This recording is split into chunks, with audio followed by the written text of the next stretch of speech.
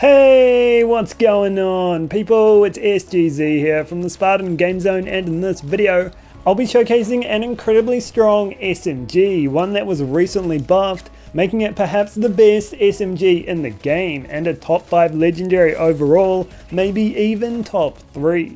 It is incredibly strong across the Vault Hunters, and I'll be letting you know how you can obtain one and give you tips to maximize its damage, including which parts you should be looking out for. So let's crack into it. So the weapon in question is the Dark Beast, a deadless SMG, which typically comes in corrosive, but you can get a melee one part on it to expand its elements, more on that later. It has an increased chance to drop from Varaxis, who you can fight around here in the Fade Fields. A standard variant fires 2 projectiles costing 2 ammo per shot in a burst fire pattern. Those projectiles pierce enemies with a chance to explode. That explosive chance was increased from 5 to 20%, and its overall damage increased by 20% also. However, the explosive chance is the real kicker here, serving as this weapon's highest single point of damage, dealing 4 times the card's damage per explosion. It is an incredibly deadly weapon, especially while mobbing, where its legendary effect comes into play. Lining up your targets will see you get more bang for your buck, as those piercing projectiles continue travelling, ripping through anything they touch. It's basically a built-in high caliber and is a similar effect to Borderlands 3's blood-stuffed beast. It is named the Dark Beast after all.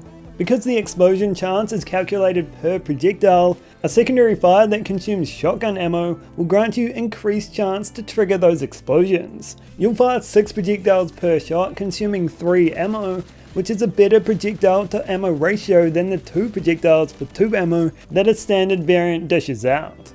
The shotgun variant offers the most DPS thanks to those extra projectiles, but there is much more you can do with this weapon. Another part you should look out for is Ripper, which introduces charge time to grant you full auto fire.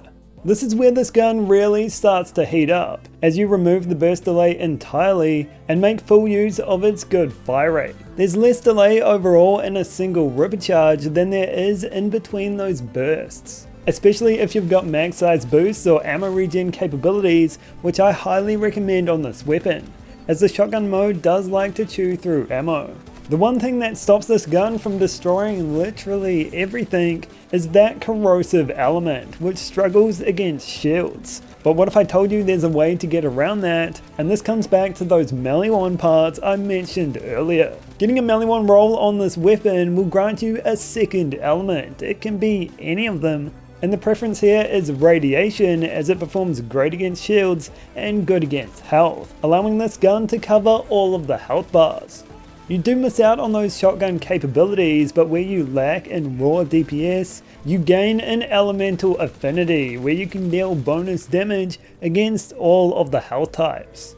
If you don't have a way to add elements to the mix, or you've built around a particular one, then this role gives you more options and is definitely worth looking out for.